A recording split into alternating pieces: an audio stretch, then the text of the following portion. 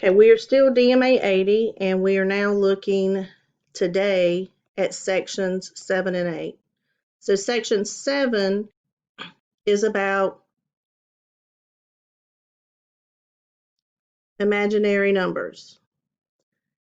And I had told you at the beginning that when we were asked to take, let's say, the square root of a negative 25, the answer that we gave at that time was that it's not a real number. And if we look back on the calculator, and if we did second square root and we typed in our negative 25, we would have gotten an answer such as this, an error, and it says non-real answers. So what the deal is with this, if it's not a real number, then guess what? It's an imaginary number. With imaginary numbers, if we have the square root and we have a negative 1, we are going to call that the letter I for imaginary. So this negative 25 is technically a negative 1 times 5. The two fives, the pair of fives, means the 5 comes out from under the radical. Since we have that negative 1, it's going to come out as the letter I. So if I'm simplifying negative 25 in section 7, we're looking at that as being 5I.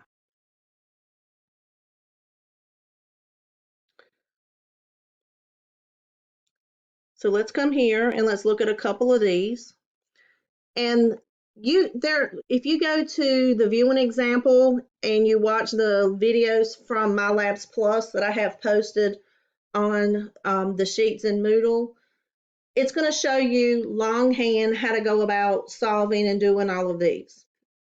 So you have all that as a resource, but I'm going to show you a more simplified way to do that and how to do these on the calculator. Here's one where we're multiplying square root of 9 times the square root of negative 1, and they ask us to simplify our answer. So since we have the square root of 9 times the square root of negative 1, the square root of 9 and negative 1 combined is the square root of negative 9. That in essence is negative 1 times 3 times 3. We have a pair of 3's that comes out as a 3. The negative 1 comes out as an I. So that would be how we would simplify that expression. The first 2 or 3 problems you kind of do longhand on this. This one has the square root of negative 105. The square root of negative 105 over 7. Now, if you notice the way they wrote it was separately, we can actually list that under the radical together. So what I'm going to do first is I'm going to see if I can simplify negative 105 divided by 7. That's going to give me a negative 15. So when we try to simplify the negative 15, the only thing that I can pull out, I would have a negative 1 times 3 times 5. So the only thing that can come out is going to be an I for the negative 1, and then I would still have the square root of now what would be listed as a positive 15.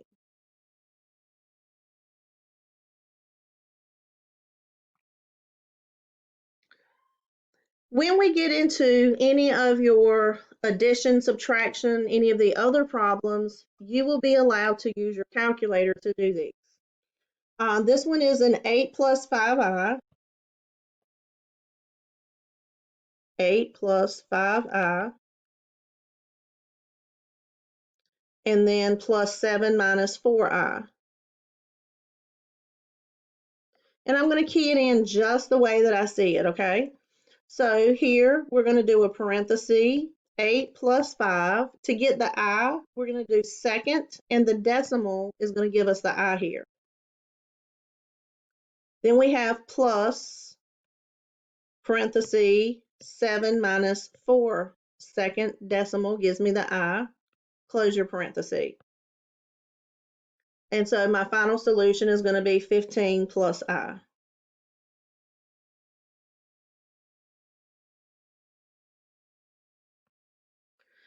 For most any of these problems, you're going to just key them in as you see them.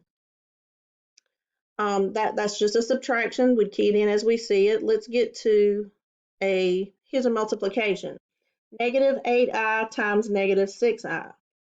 Negative 8I times negative 6I. So negative 8I times negative 6I, and that's going to give us a negative 48.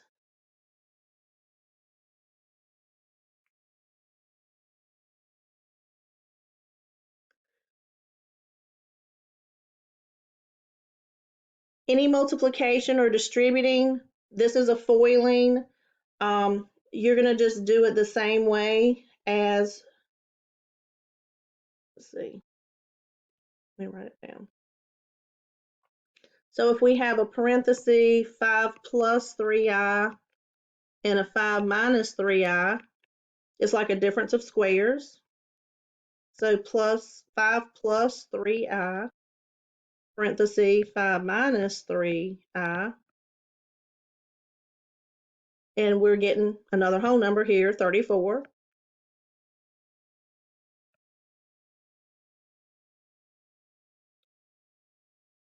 When you have division, any of these division problems, you're going to want to key these in using a parenthesis around the numerator and denominator. So here I have a 8 minus I over a 2 minus 3i. Make sure I copied it right. 8 minus I, 2 minus 3i. Okay, so when we key this in, I'm going to type it in incorrectly first. So I'm going to type it in the wrong way right now. So if I do it incorrectly, I'm going to type, if I do it just like I see it written, that would be clear. 8 minus I, whoop, hit the wrong key, hang on. 8 minus I divided by 2 minus 3I. When I key it in this way, I'm going to get an answer.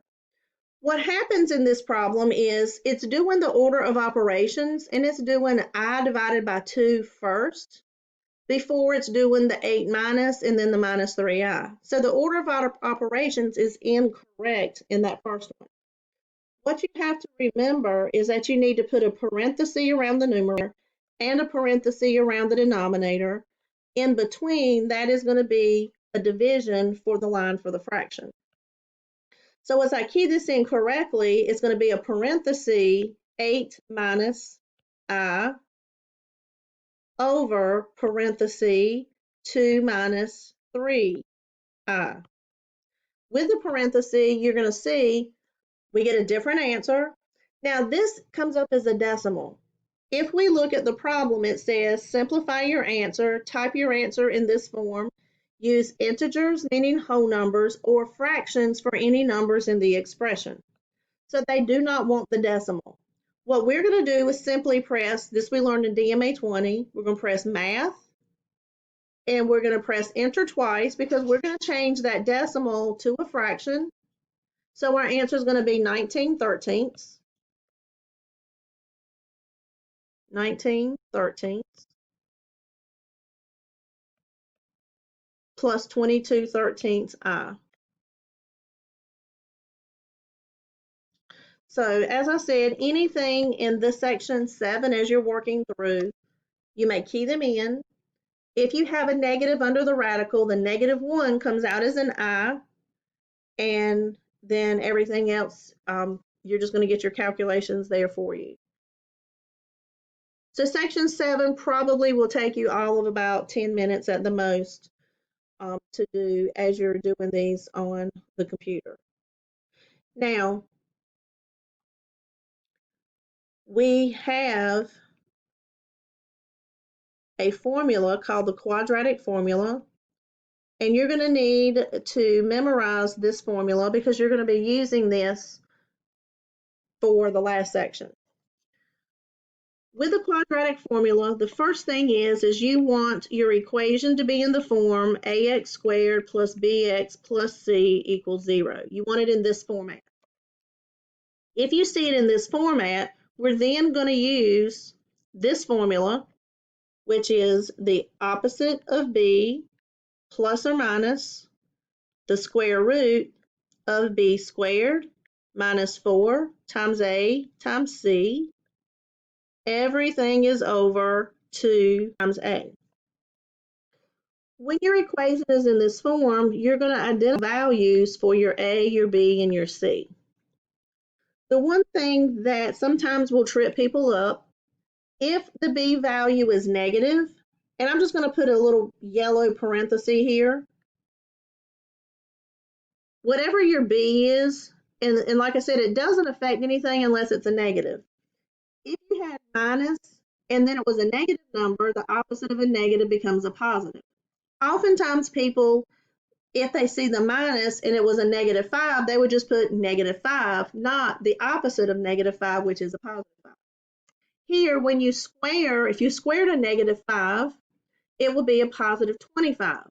But if you just type -5 squared in the calculation, it would give you a -25 on the calculator if you did not put a parenthesis around the negative sign and the numeral 5 when you squared it.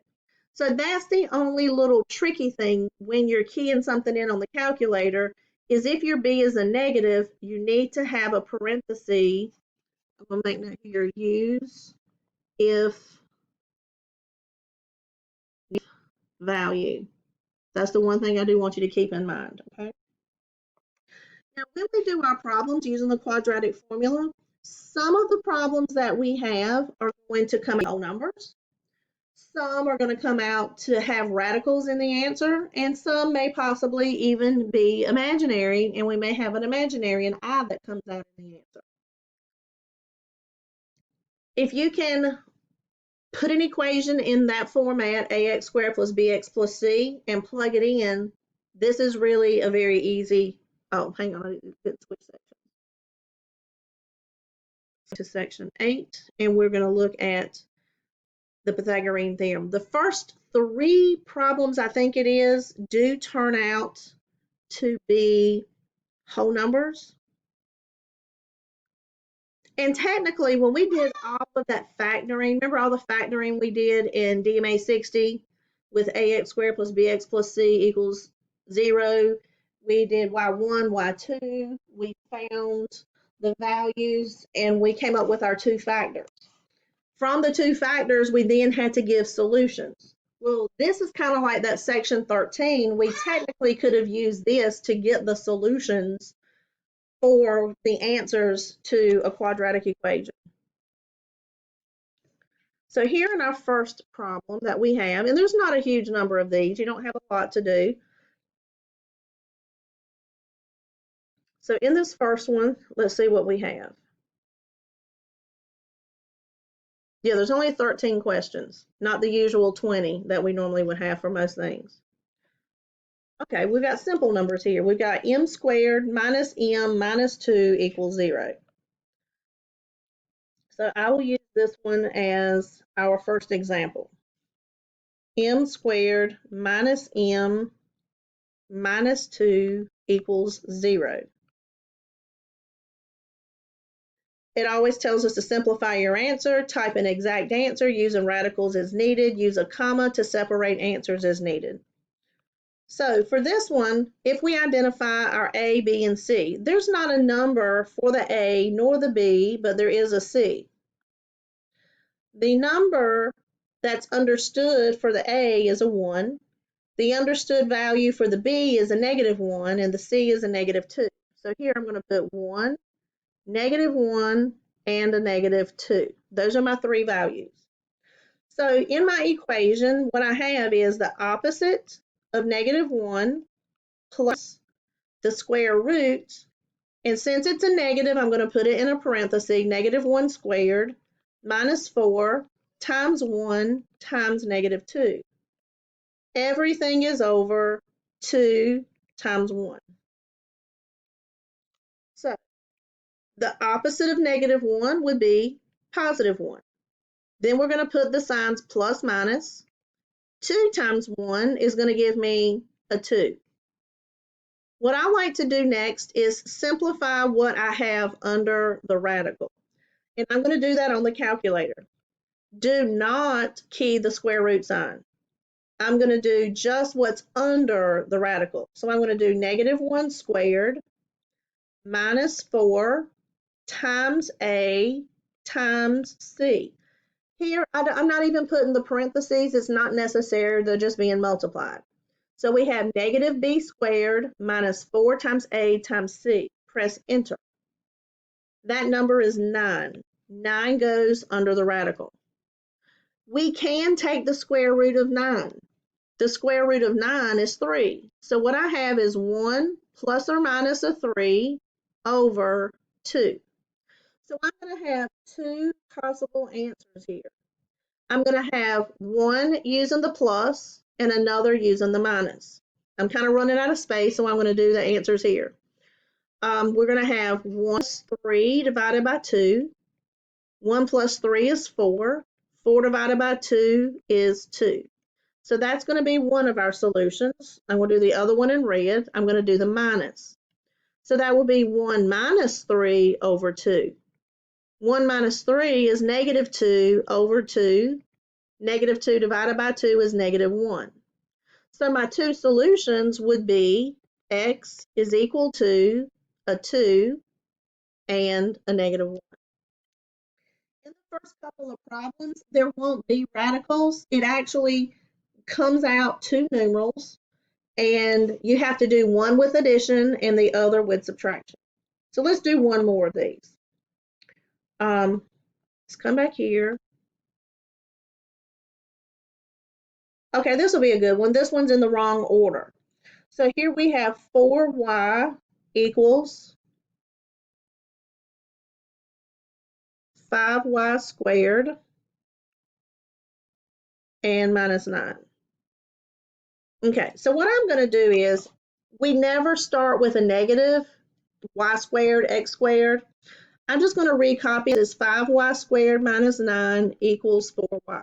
I'm just going to put it so I'm just flip-flopping both sides and nothing's changing. The one thing I need to do is I need to move the 4y to the other side. And when I do that, I would subtract 4y when I move it to the left side. So I end up with 5y squared minus 4y minus 9, not equals 9, excuse me. So I have 5y squared minus 4y minus 9 is equal to the 0 because I moved the 4y to the other side and it canceled out. I need to identify my A, my B, and my C. My A is a 5, my B is a negative 4, my C is a negative 9. Hopefully you wrote down that equation I wrote just a moment ago. The equation is the opposite of B. So the opposite of negative 4 plus or minus the square root of my negative. So negative 4 squared minus 4. My A is a 5. My C is a negative 9. Everything is over 2 times A, and my A is a 5. So negative opposite of negative 4 is a positive 4. Plus or minus, and I'll go ahead and do the bottom. 2 times 5 is, and now I've just got to simplify what's under the radical using the calculator. So here I'm going to do negative 4 squared minus 4 times 5 times negative 9. That's going to give me a value of 196. So under the radical is 196. So we need to see if we can simplify that. Now, I hope everybody remembers this. It's not been too long. So we're going to do 196 divided, well, just a letter. 196 divided by x squared. Second table, I'm going to look in the third column to see if there's a 1. I'm looking to see if it's a perfect square root. Ah, it is a perfect square root. The answer is 14. So it comes out from under the radical. So this would be 4 plus or minus 14 over 10. So we're going to have to solve this two ways, one with addition, one with subtraction.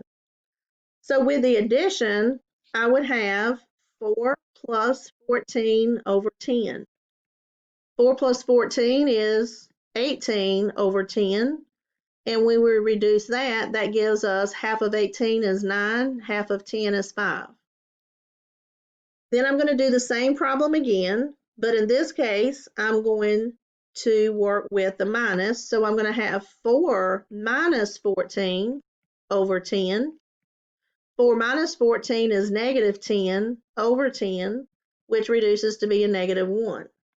So when we give our final solutions for this problem, we would have x equals 9/5, comma, negative 1.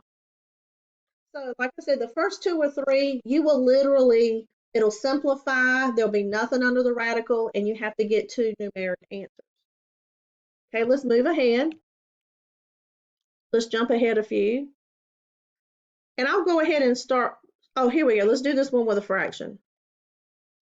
If you see a fraction, we cannot use fractions under the radical sign. So let's do this one as our example. 1/4 x squared. So we have 1/4 x squared minus 4x plus 4 minus 4x plus 4 equals 0. The trick here is that we are going to multiply everything by the denominator of 4. I'm going to distribute that 4 times everything. So 4 times 1/4, if I did that on the calculator, it would be just 1. So it's just 1x squared. 4 times negative 4 would be negative 16x. 4 times positive 4 is positive 16. 4 times 0 is 0. So now when I identify my A, that's a 1. My B is a negative 16, and my C is a positive 16. So that's the first step. If you have a fraction, is you multiply everything through by the denominator so we can remove the fraction from the problem and we have just whole numbers. So for this one, we have the opposite of B. B is a negative 16. Plus or minus the square root of B squared. So that's a negative 16 squared minus 4 times 1 times 16. Everything is over 2 times A, which is a 1. So the opposite of negative 16 is positive 16. Plus or minus, we have a radical, and the 2 times 1 is 2.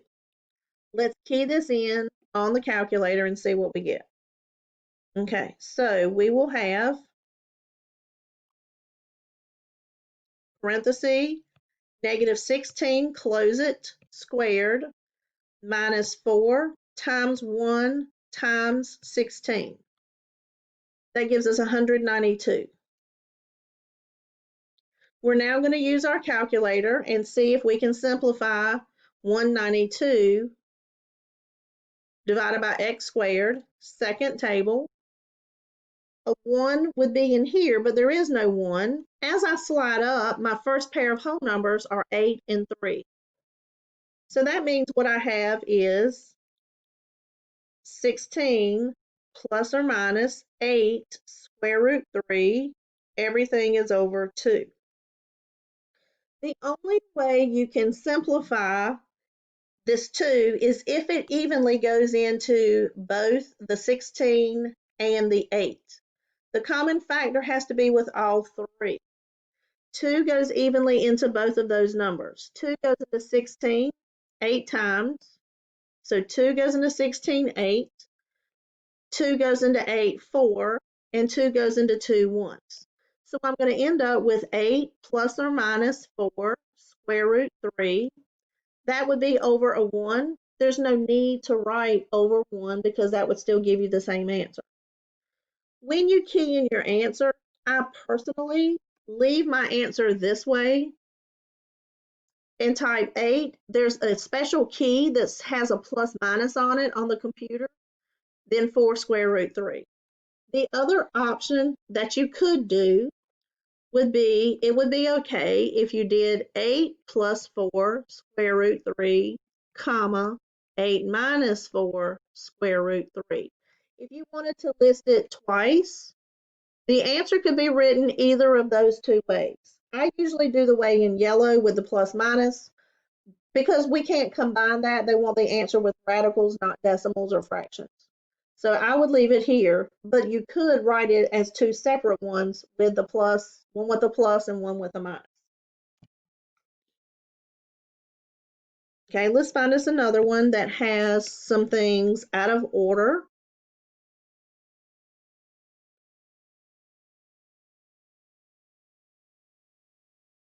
Oh, here we go. This is a good one. X parenthesis 5x plus 2. X parenthesis 5x plus 2 equals 11. Okay, so use a quadratic equation to solve. When I first look at this, is it in the form ax squared plus bx equals c? No. So we have to distribute. So what I have is 5x squared plus 2x equals 11. I'm going to need to move the 11 to the other side, so that will become 5x squared plus 2x. To move a positive 11, I would need to subtract 11, and that would then give me my 0. When I identify my A is a 5, my B is a 2, my C is a negative 11. So we have the opposite. Our B here is just a 2. So the opposite of 2 is just negative 2 plus or minus the square root of 2 squared minus 4 times 5 times negative 11. Everything is over 2 times A, which is 5. So this is just negative 2. Plus or minus, we'll come back to this. 2 times 5 is 10. So let's do this now on our calculator. 2 squared minus 4 times A is a 5 times negative 11 is our C. That gives us 224. In here, be sure you don't hit the minus. Make sure it's the negative sign in the 11. Otherwise, you'll get an off answer if you had done that. I think this one will give you a syntax error if you had done it. Okay, so that gives me 224. So let's go back to our calculator and let's simplify 224 divided by x squared. We scroll down, there's no 1. As I come back up, I'm looking for the first pair of whole numbers. The first pair is 4 and 14. So this would be negative 2 plus 4 square root 14 over 10. So here, I'm just moving up here, I'm just rewriting this one as the 414. 414's under the radical. Now, as we mentioned earlier, when we simplify, it has to be a common factor for all three numbers. This one, all three whole numbers. Now, yes, a 2 can go into all of them. 2 goes into 2 once, 2 goes into 4 twice, 2 goes into 10 5 times. So your answer would be negative 1 plus or minus 2 square root 14. All of that is over the number 5. And that would be it. I would leave my answer in this form. You could write it 2 times to put a comma between the one with the plus and the one with the minus if you chose to. But that's really all that you have going on as you're working with these. You have to memorize the formula. Again, ax squared plus bx plus c is the correct order. If it's in the correct order, identify your A, your B, your C. It's the opposite of B plus or minus the square root of B squared minus 4 times A times C. Everything is over 2 times A. The only helpful hint to remember is if your B, if it's negative, when you plug the B in here and here, don't forget to put a parenthesis so that you don't mistakenly do a miscalculation with that negative sign. And then that's it.